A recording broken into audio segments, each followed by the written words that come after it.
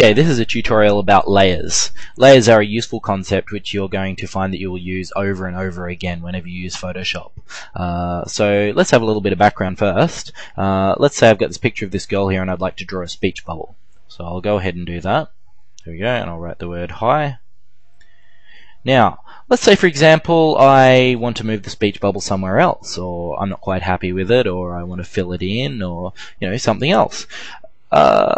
We have a problem here. I've just drawn over the top of the girl's face, and anywhere where her hair was, which is just about around here, and also her skin in this area, is completely gone because I've literally drawn new pixels over the top of the old image. So how do we get around this? This is where layers come in. What I'm first going to do is I'm going to undo what I just did there. Now, think of a layer as a clear transparency that you'd get with an overhead projector. So let's say for instance we have an overhead projector and we have this picture of the girl on there, and then I want to put a clear transparency over the top which I can then draw on. That's what a layer is. So over here, as you can see, we have the layers palette. Down here, this button here will allow you to create a new layer. So I'm going to go ahead and do that. As we can see, we've got a new layer here. Now, it's always a good idea to name your layers so that as you get a lot of layers it keeps your picture organized. So what you do is you double click the text and I'll type speech bubble.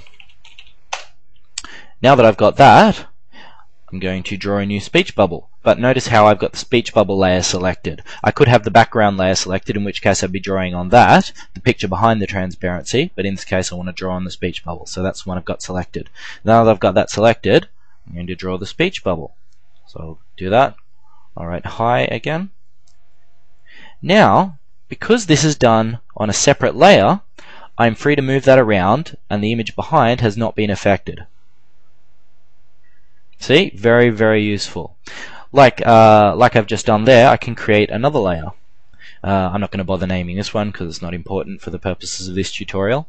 But as you can see, now that I've got 3 layers, you can see the pictures behind, and then there's one layer and another layer. These are stacked exactly the same way as you'd have pictures and transparencies on an overhead projector. So layer 1 is on the top in the layers palette, which means if I draw, let's say I'm going to choose red color, and now I'm just going to draw, let's get a little bit silly and draw a moustache on her, right?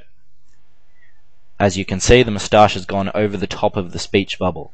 Now that is only because the moustache layer, I'll go ahead and name that just for clarity's sake. Okay, so we've got our moustache layer and our speech bubble layer. Now because the moustache layer is on top, those pixels are on top. Now if I were to click and drag that layer and place it below the speech bubble layer, like so, you'll notice that that layer is now on top. So I can move that around. Whoops, not that one.